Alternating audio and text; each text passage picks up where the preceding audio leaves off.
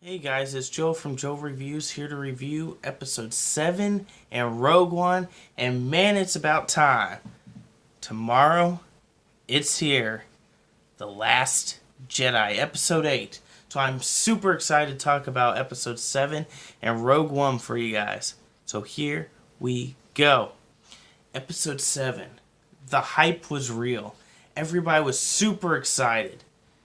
Especially when you have a trailer where Finn does this, short and sweet. And everybody screamed on YouTube how excited we all were for episode 7.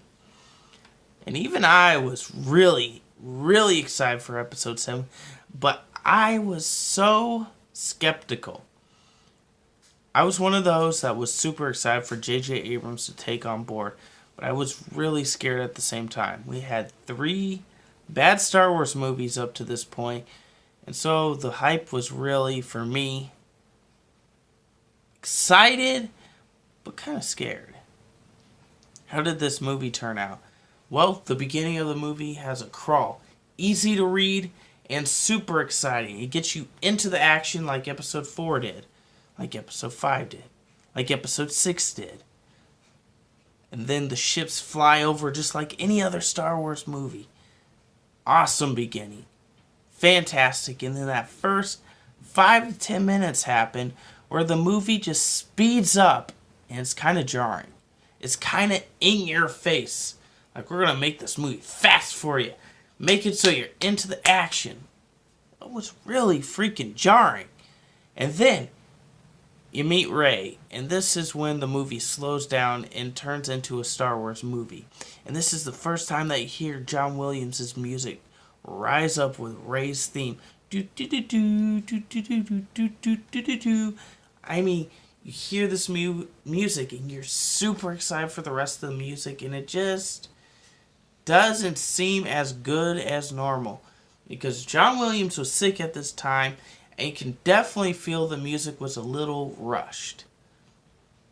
Because the music was not on par with the original trilogy or the prequel trilogy, in my opinion.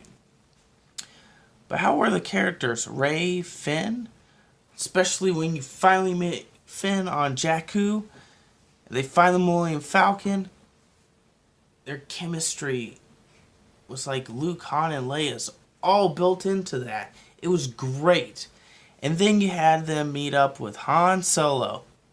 He's a dirty scallywag, finally believes in the Force, and Harrison Ford gives his best Han Solo performance, because in episode 6, by that time he wanted to be dead, and he did not get that. And you can tell sometimes Harrison Ford seemed kind of bored with being Han Solo. But this movie, he seemed like he was super excited because he knew he was going to die. Oops, spoiler. Then you see the Millennium Falcon takes off and they meet with Han Solo. That whole space scene right there, where they're on the planet flying with the Millennium Falcon, then go into space, it's epic. It is one cool space battle. You'd never seen shots like that before.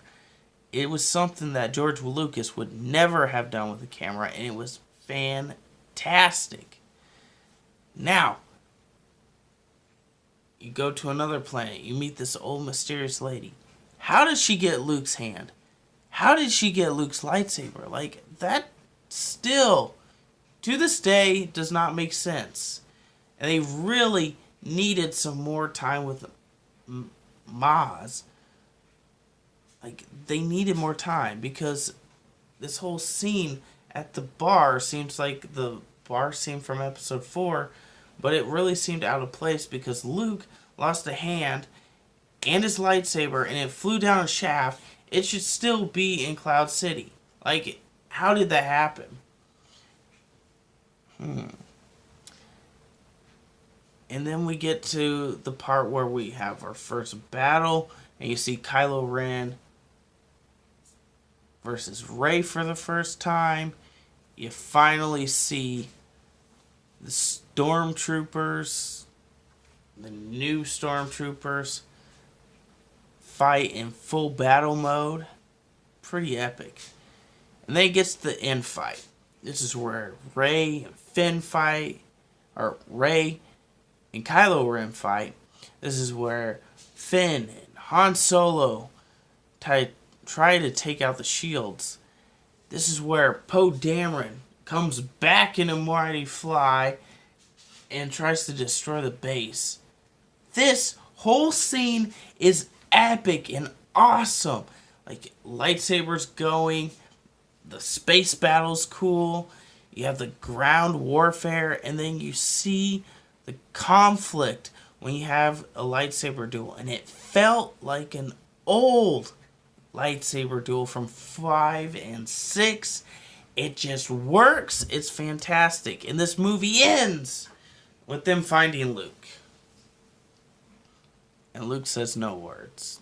This ticked me off. And it still, to this day, ticks me off because I wanted to hear Mark Hamill say something as Luke Skywalker.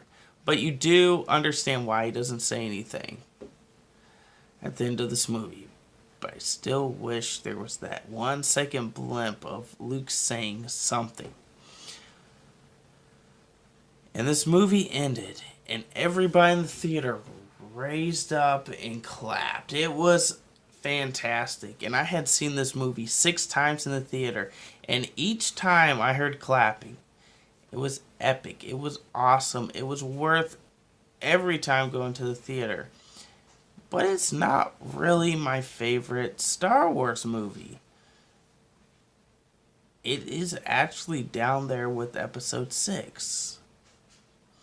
I would give this a 9.5 on the rating scale because this movie is awesome.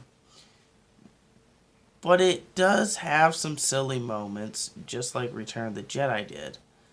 And some of the concepts just didn't work and flow, and John Williams' music was not as good. But this movie is so rewatchable. It felt like an old Star Wars movie we had all been longing for. It was time. Even though it did feel like it copied a lot of things from the original trilogy. There was a new Death Star. A lot of things were the same. But it was worth it. Now we get to Rogue One. The first movie that felt totally different. It felt like a war movie. It felt very uneven. And let's get into this. The whole movie is about Jyn Erso and her whole Rebel Alliance small gang, where we learn that Jyn Erso is stuck in jail, and then she gets out of jail by some rebel spies, and that her dad helped build this big Death Star, and then she has to stop her dad and get the plans to the Death Star and help figure out a way to destroy the Death Star. This movie starts out pretty cool in depth, but this movie had gone through so many reshoots, so many directors, that it felt like a spliced up film. You see the old trailers, and a lot of the stuff that was in the original trailers was not in the movie. A lot of the scenes in the trailers felt like Suicide Squad, where most of it was not there. Suicide Squad had a bunch of Jared Leto's Joker scenes cut out from the real movie. This one had a lot of scenes taken out, and nobody knows why. And it really makes the difference on whether or not we should have a director's cut on this movie, because there's so much missing and cropped out. But it was still a good movie. It had a lot of good action scenes. The music may have not been from John Williams, but it was still memorable. You did have most of the cast. You had the Asian, you had the Jedi kind of guy, you had the stormtroopers, you had the mix for a good movie. It just felt like a lot of stuff was missing and a lot of stuff needed to be there. This movie had a vision, and it was spliced up, it was cut open, it was destroyed in the cutting room process because some of it makes sense and then a lot of stuff just feels out of place. This has a lot of cool moments, but a lot of it just feels out of place. It's one of those kind of movies. It's really hard to describe because I feel like we need the director's cut to fill in the gaps for stuff that was actually missing. But that ending with Darth Vader, we finally see Darth Vader at his fullest in the best part of the movie. So why couldn't we have more of that? Jyn Erso is a character that you do learn to care about, but she's kind of bland.